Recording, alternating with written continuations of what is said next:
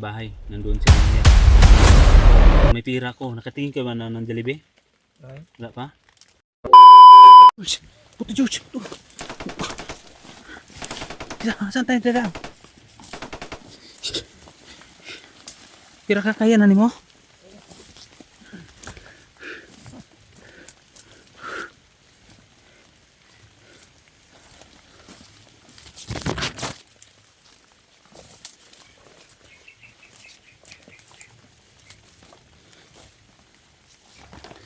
George, dito muna tayo. Basta na tayo sa ulan ba? Yung mga putok din sa kabila. Hindi ka kasamahan natin yun. Biglang bundok po. Hindi malakas na putok. Okay na yung bate. Ang nga ito eh. Ang na. May sakit ito. Saan ka mga tubig? Yung makahanap tayo ng pwede natin matalipasan ng gabi ba? Para makapagluto tayo. Ako yung nalak.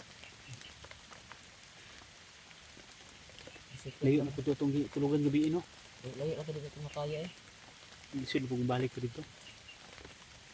Pero marami ka namang alam na area dito. Ayaw na, bro. Ayaw ko na ko. Hindi naman ka maglagyo.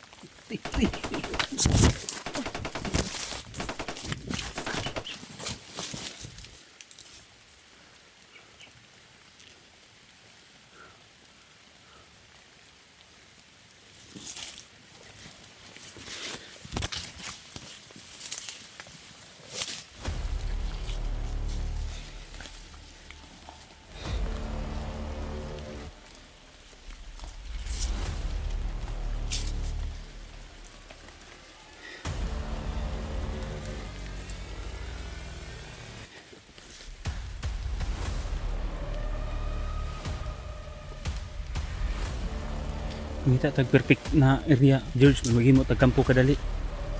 Ha, anong siniid na to ba na safety ang lugar, maghimo tag kampo ba? Ikaw lang bahala, ikaw may sweet to gidri. Ikaw yung bahala kasi ikaw yung nakakaalam dito sa bundok.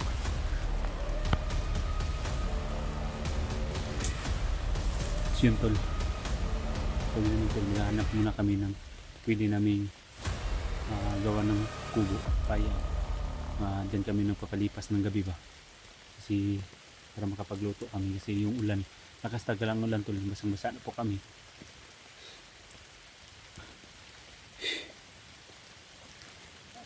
Ha? Si George tol.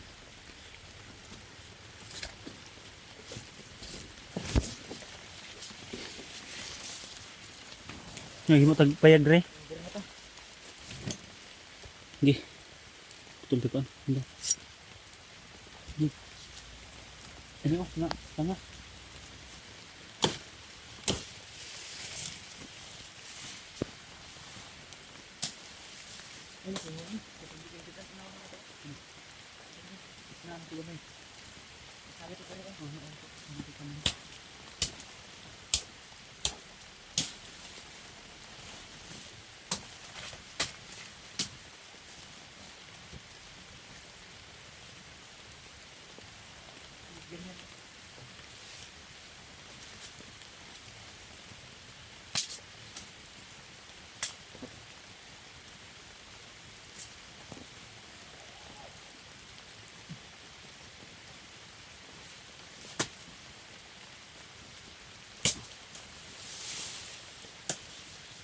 Matutukan sa bilang bundok ba?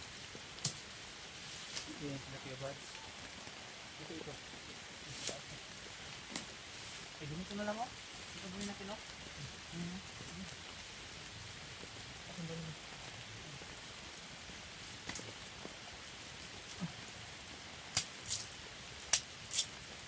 Temporary lang ba? Manaan ko kang look. Sa ito naman.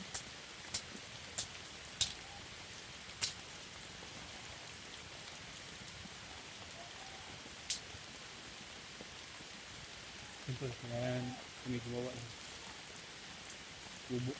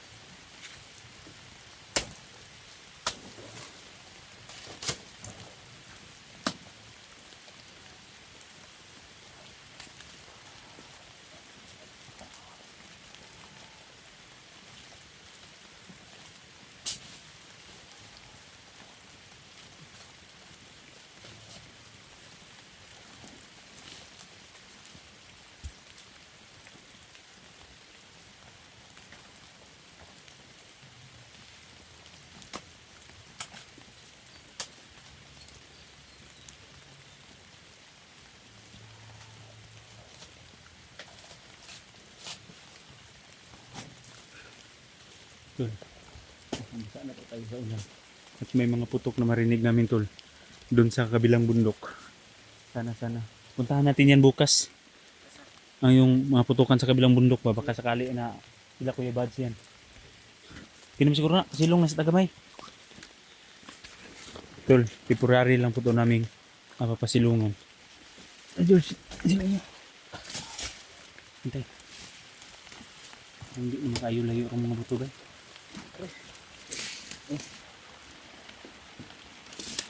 Ano? Ibra na. Ha? Ibra na. Ano itong lingkod?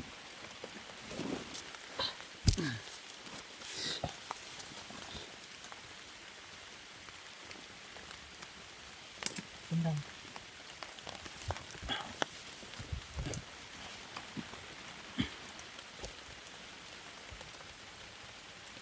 Lights. Light ha?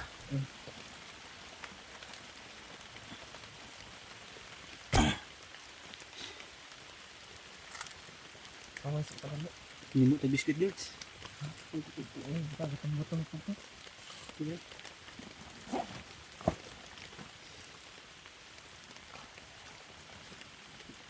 So, tol, maghahanap din kami ng pwede namin mapatugtulugan. At dito tol, temporary lang muna namin itong kasi ba sobrang lakas ang ulan. Kailangan may pasilungan kami kasi balik kalang kalagnat dahil kalitura dahil ako ba dahil akong ulo na may tambal. Ito yung ulo ko ba.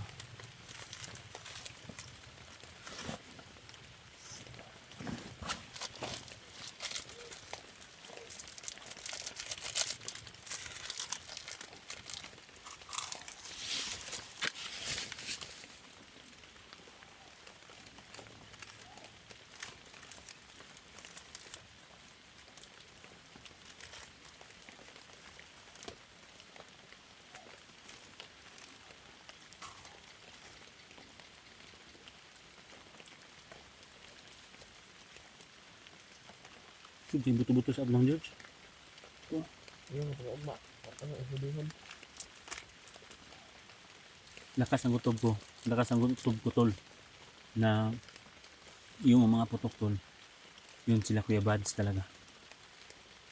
Pero hindi kami pwedeng susugod ngayon. Kasi makulimlim na po yung araw. Paggabi na ba man. Hindi tayo pwedeng lalakad na paggabi. Kasi hindi natin alam o hindi natin makikita ang nakaabang po na kalaban. So, kung lalakad kami tol. Ipi-iber kung lalakad kami. Kailangan din namin mag-ilaw. Patay kami dyan. Makikita kami ng kalaban. Kaya maghanap kami ng area na pwede namin parilasan. Hindi dito. Kasi nakikita ko sa video.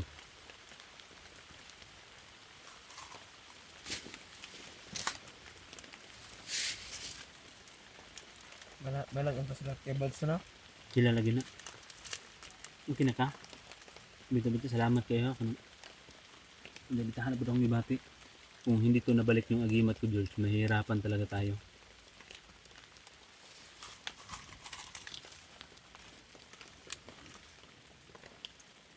Maraming salamat talaga sa sakripisyo mo na pagtulong din sa akin. Hayaan mo George, pag makababa tayo, pag makita-kita natin sa Kibads, makababa tayo, magkama-sama na tayo. Sabay tayo sa bahay, nandoon si Rinier. Pag may pira ko, nakatingin ka ba ng Jollibee? Ay. Wala pa? Wala. Si Rinier, George, si Rinier. Nung inuwi ko siya sa amin, tapos pinasyan ko siya sa mall, pinakain ko siya ng Jollibee. Sobrang saya niya. Ang saya talaga ang pamuhay pag nandun na tayo sa bayan. Maraming mga tao. Huwag ka lang matakot sa mga tao. Maganda mabuhay doon. Tapos kakain ka ng makatulog ka ng maayos, makakain ka.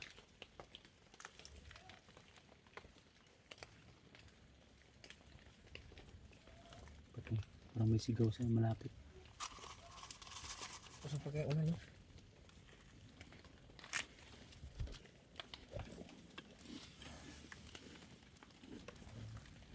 Patayin itong ilaw.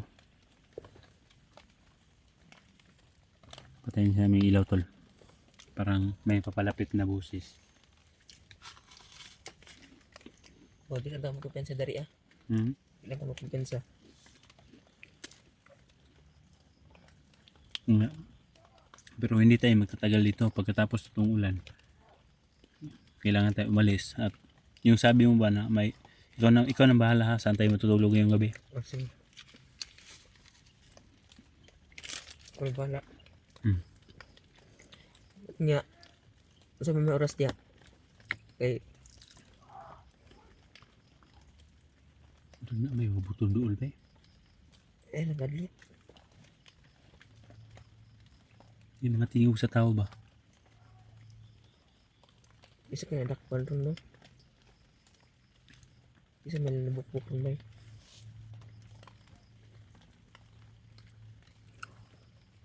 Tara, alis na tayo. Ulan ulan. Wala naman. Ito na yung ulan. Sige tara. Alam mo naman ka, mas kabalo makakahata pa doon. Mm.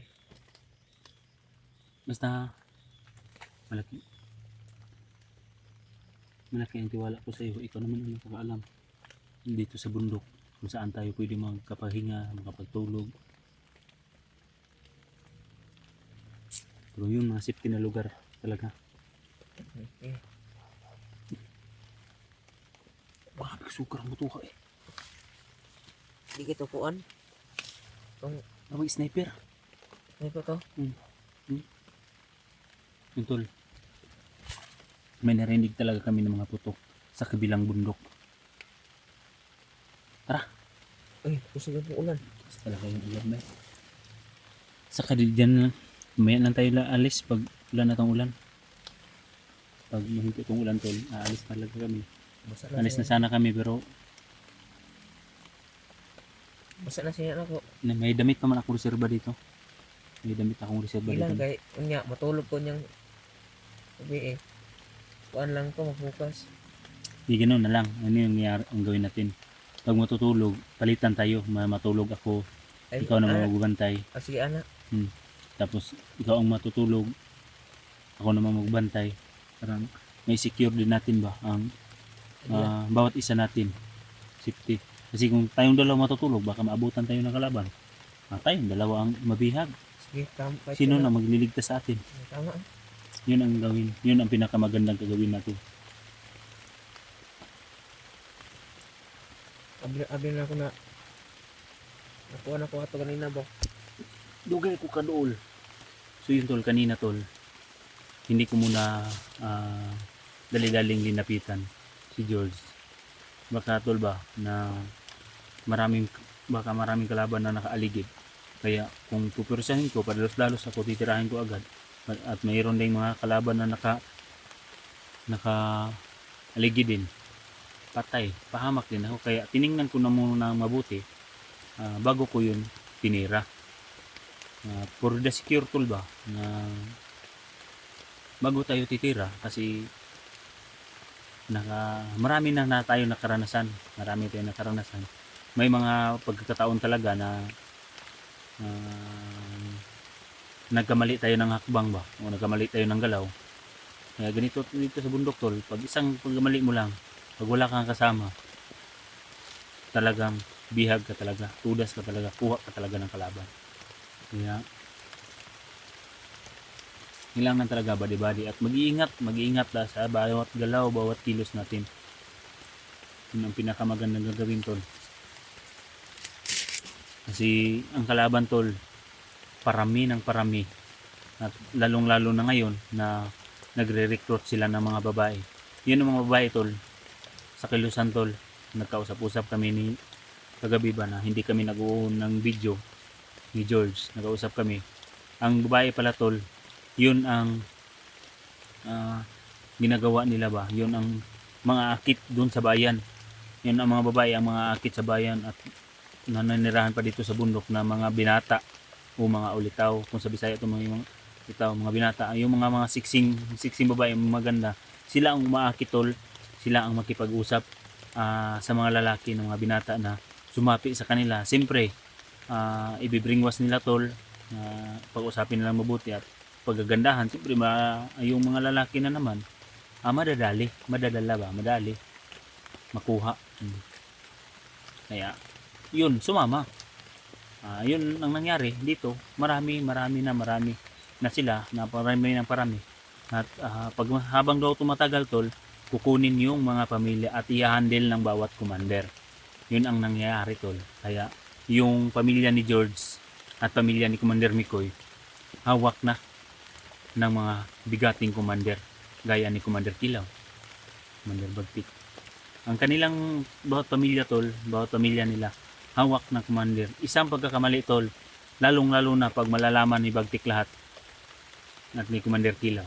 Pag uwi ni Commander Kilaw, pag malalaman niya na si Commander Mikoy at Tridor sila George yung lahat ng kasamahan ni Commander Mikoy, yun ang mangyari sa pool.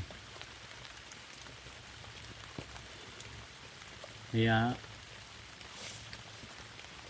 dapat gawin namin tol yung mga babae, kung makikilala lang namin sila sa bayan, hindi na namin sila pwedeng papatagalin pa, kasi sila ang dandahan nahakot sa mga kabataan na dalhin dito sa bundok at ng ibang landas na ang kanilang pinagdadaanan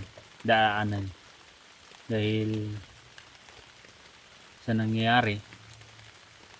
Kailangan talaga na makikita o malalaman natin yan sa lalong madaling panahon na hindi pa masyadong lumala yung sitwasyon at kawawa yung mga kabataan natin sa bayan na nai-recruit nila at nakukuha na nakapagdaan sila ba sa baluktot na daan kung hindi na maganda.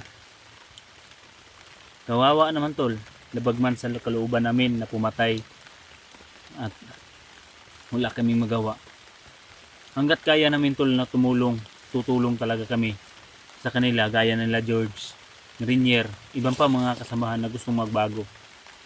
Kukumbinsihin talaga namin para magbago ang lahat.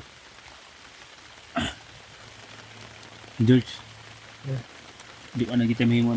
So yun tol, hindi na kami pwedeng magtatagal ito kasi padilim na napadilim. Baka maabutan pa kami ng kalaban at kailangan puputulin na namin tong video kasi yung ilaw tol, kung makapag-ilaw kami, yun ang pagkukunan nila ng diyan sila makakita ba, at diyan din kami yun po ang kahinaan namin. So yun tol, nais ko lang sa inyo na ipaabot nyo yung mga video ko sa iba kong mga kasamahan.